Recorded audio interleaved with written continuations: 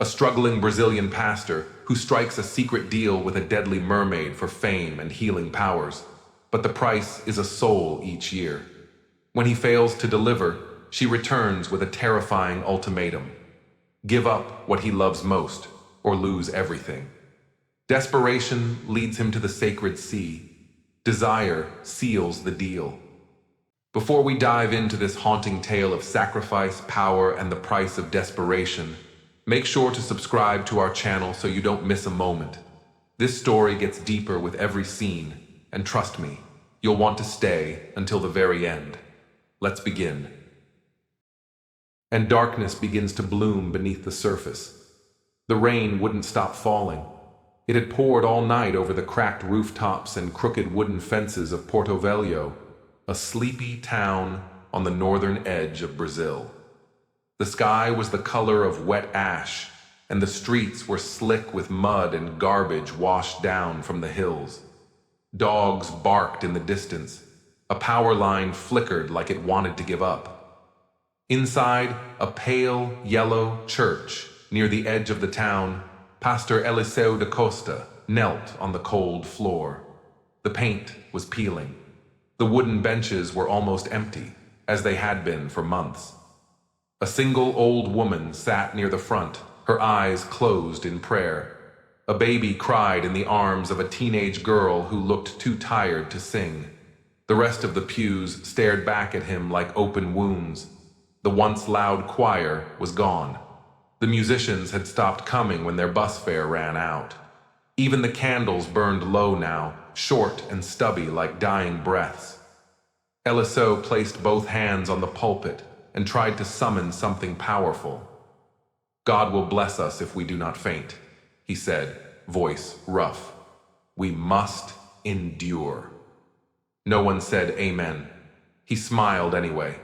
That was what pastors were supposed to do. Smile even when the Spirit wasn't there. Preach even when no one listened. Have faith even when it hurt. But inside, Eliseu felt empty, hollowed out like a gourd. He locked the church after service and walked through the muddy street toward his home.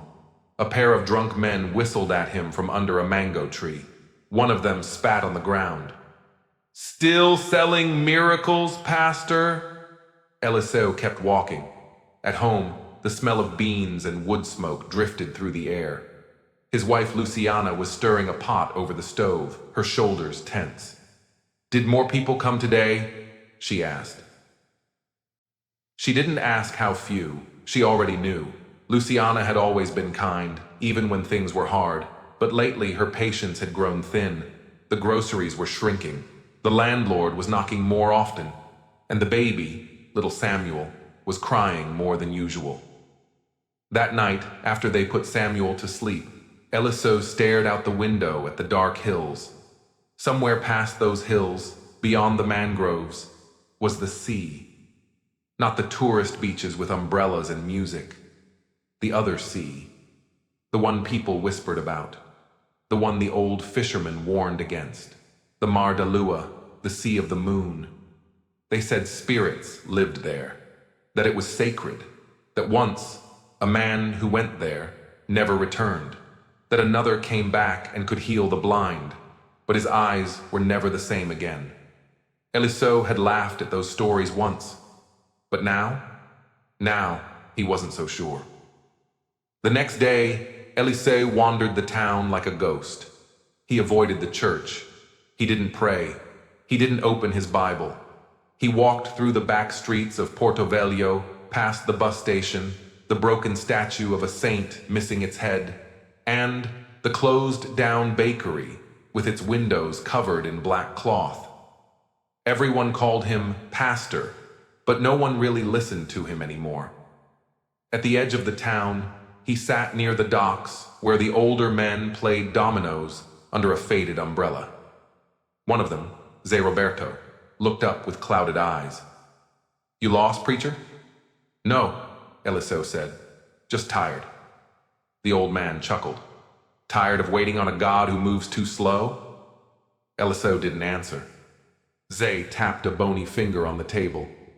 You know, there are other powers, boy. Powers that move faster. but they don't come free. Eliseo narrowed his eyes. What do you mean? Zay leaned forward, whispering just above the wind. You ever hear of the Sea of the Moon? Eliseo said nothing. Zay smiled like he already knew. They say if you go there on the third night of rain just before midnight, and if you bring your tears and your blood, someone will listen. Not God, something older. Eliseo stood up slowly. What do they want in return? Zay shrugged. Depends on what you ask for, but they always take something.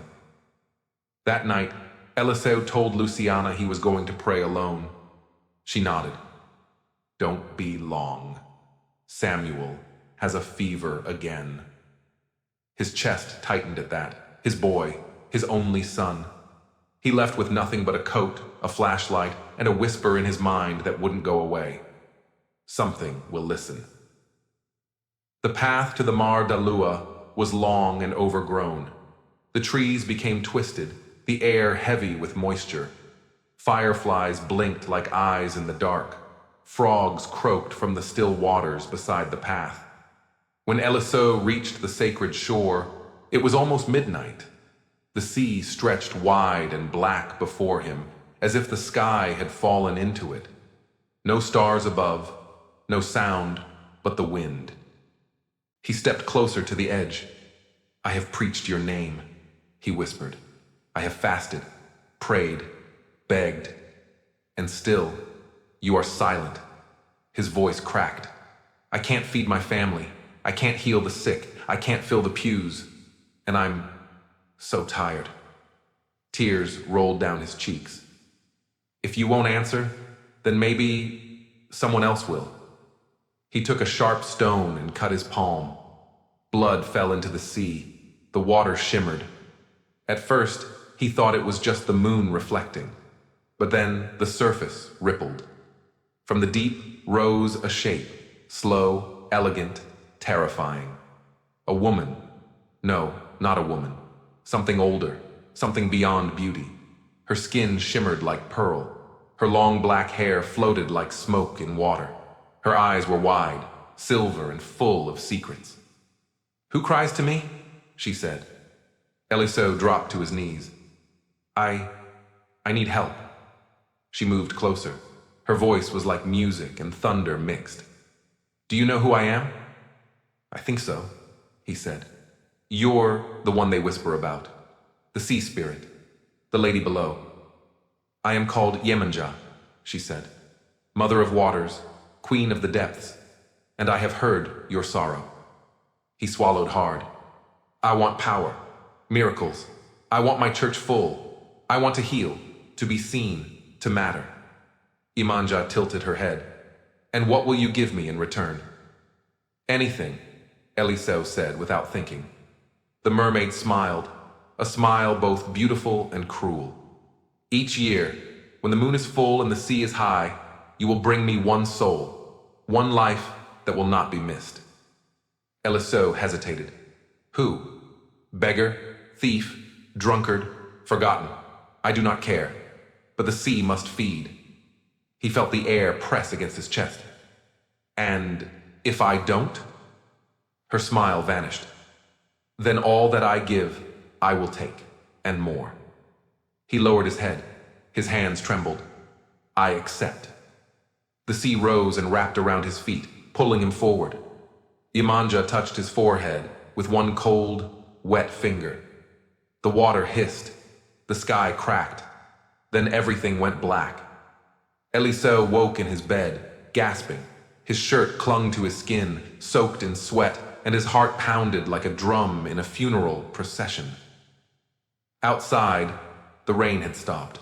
The sky was clearing, and a faint line of silver light glowed on the horizon. Luciana stirred beside him. Eliseo? She mumbled. You're freezing. He turned to her, confused. His hands were clean. No blood. His coat hung dry on the wall. Had he dreamed it? Had the whole night been some dark vision, born of hunger and desperation?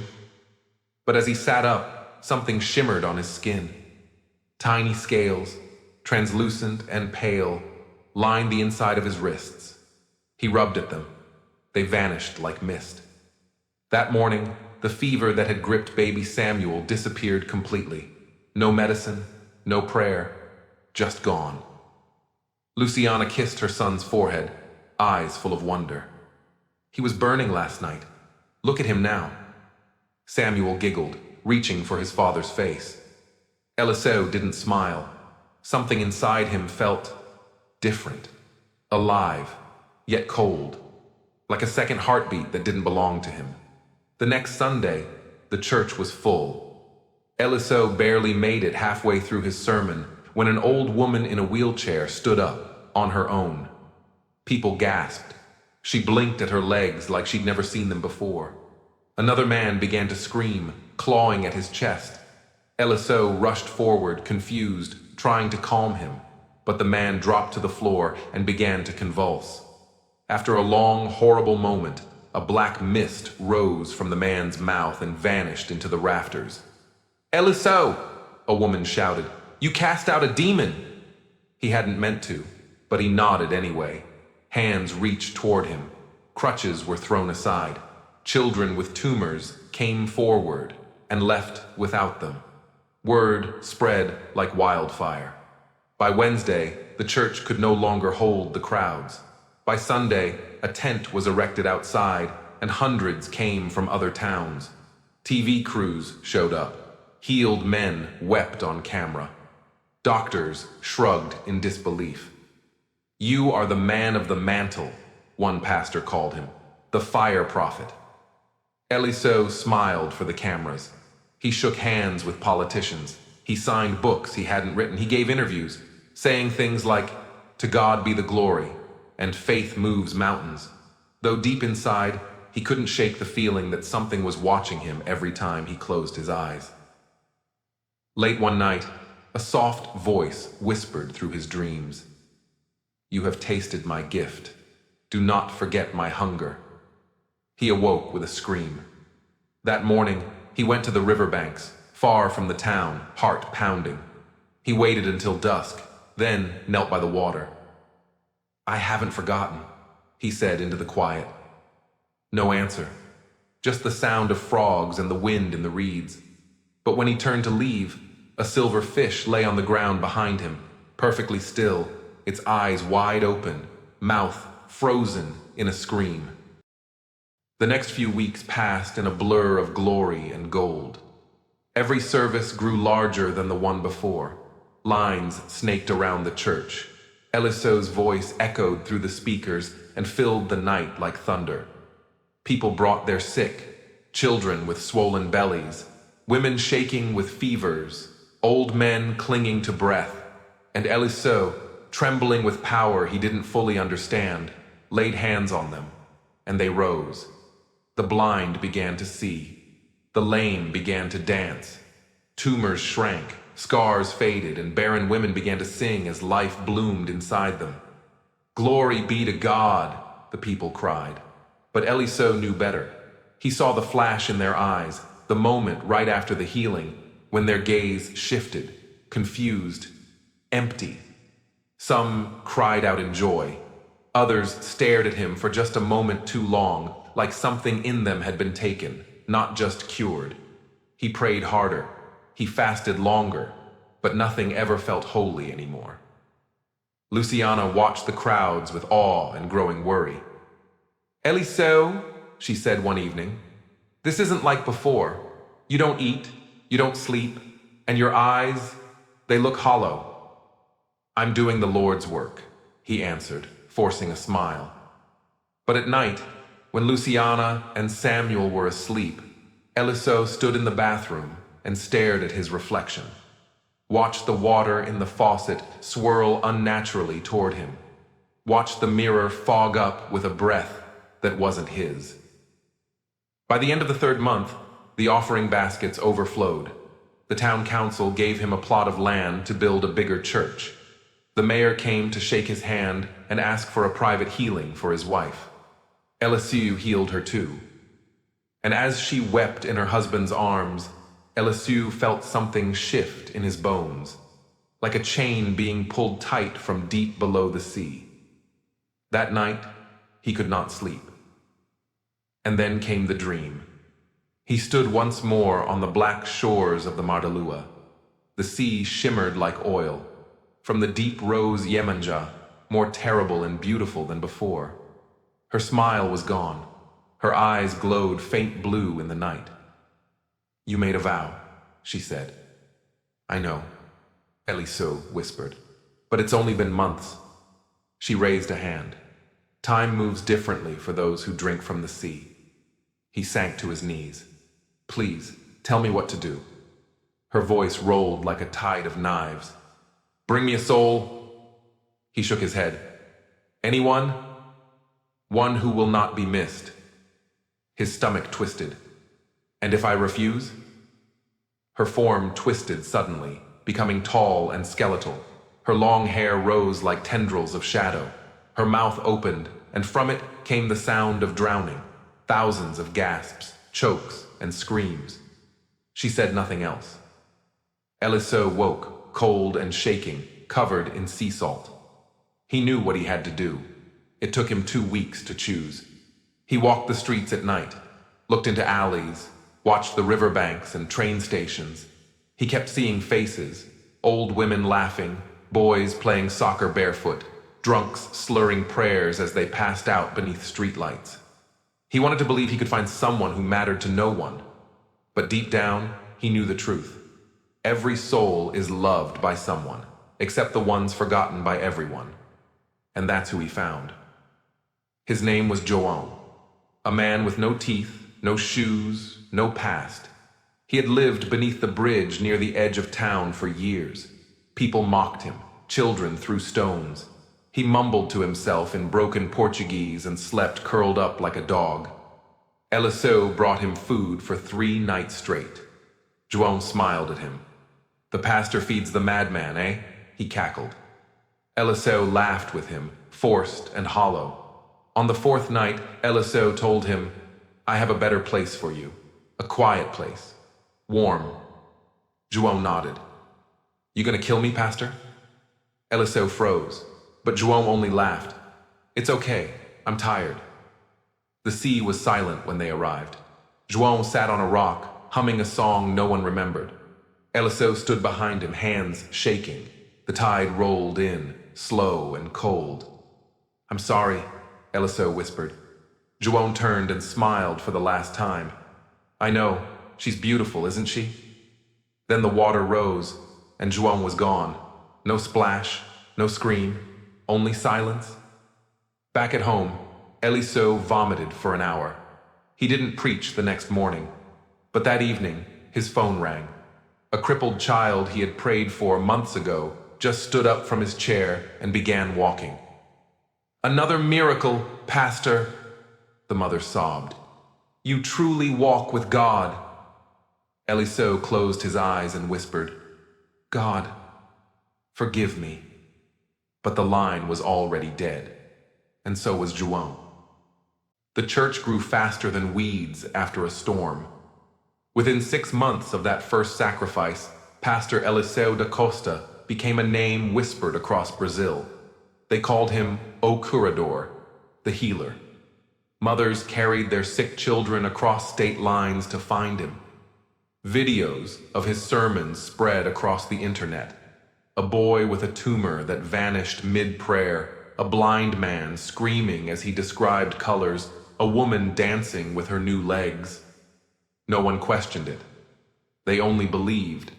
He bought a bigger church, a cathedral of white stone and glass with speakers tall as trees, a golden pulpit, screens that showed his face from every angle, ushers in uniforms, security guards, a media team. Money flowed like rain in the jungle. He gave interviews, wore suits, traveled to conferences in Sao Paulo and Rio de Janeiro. People cried when he walked into a room. He laid hands on presidents. And yet, deep inside, the silence of the Mar de Lua echoed louder. At night, he dreamed of drowning. Salt water flooding his lungs, eyes, thousands of them, watching from the sea floor. And always her voice. The sea is never full. The sea always feeds. Luciana noticed the change. He came home later. He rarely touched her anymore. He barely looked at Samuel, who was now 5 years old, bright-eyed, curious, already praying over his stuffed animals. Luciana pulled Eliso aside one night. "Our son asked me if Daddy still loves Jesus. What should I say?" Eliso stared at her for a long time. "Tell him Daddy's tired." The next sacrifice was harder. It was a woman this time, homeless, addicted, lost. But when he pulled her to the sea, she looked at him and whispered, "You're not the first preacher she's tricked." He pushed her into the tide anyway. The sea swallowed her like she was never there. The next morning, a crippled man walked on live television. And Eliso got a call from the president's office. 1 year became 2. 2 became 5. The sacrifices blurred, always alone, always forgotten. But he remembered every face, and sometimes, in the crowd during service, he'd see them staring back at him, wet, pale, silent. Samuel was 10 now. He asked questions Eliso couldn't answer. "Why do you never talk about hell anymore? Why do the people you pray for look scared when they're healed? Why do I see a lady in the mirror when I brush my teeth?" Eliso smashed that mirror, but he couldn't smash the guilt growing in his soul like mold on holy bread. And then came the year he almost forgot. Too busy, too powerful, too proud. Until the moon rose full and the sea began to hum, and he tried, oh, he tried, to trick her. He brought a goat. He dressed it in rags. He whispered prayers over it and let its blood spill in the tide. The sea boiled. The goat turned black. The waves screamed. And then she rose, Iemanjá, beautiful, furious. Her body shimmered like oil and lightning. Her mouth twisted into something ancient and monstrous. "You think I am blind?" she roared. Eliso fell to his knees. "Please, I didn't mean to forget. I was overwhelmed. You tried to deceive me. I was desperate. You are always desperate." Her voice sank to a whisper that chilled his bones. "You made a vow sealed in blood. Now pay what you owe, or give up what you love most." Eliso gasped. "No, not my family." She didn't answer. She just smiled and vanished. He awoke in bed, soaking wet. His ears rang with a distant sound, like waves crashing in a place that shouldn't have waves. He ran to Samuel's room. The bed was empty. A trail of wet footprints led out the door. And that is only the beginning. The darkness grows deeper in Part 2, where choices are tested and a terrible price must be paid. Watch Part 2 now, link in the description below. And if this story moved you, please like, subscribe, share, and drop a comment with your thoughts. We're reading all of them.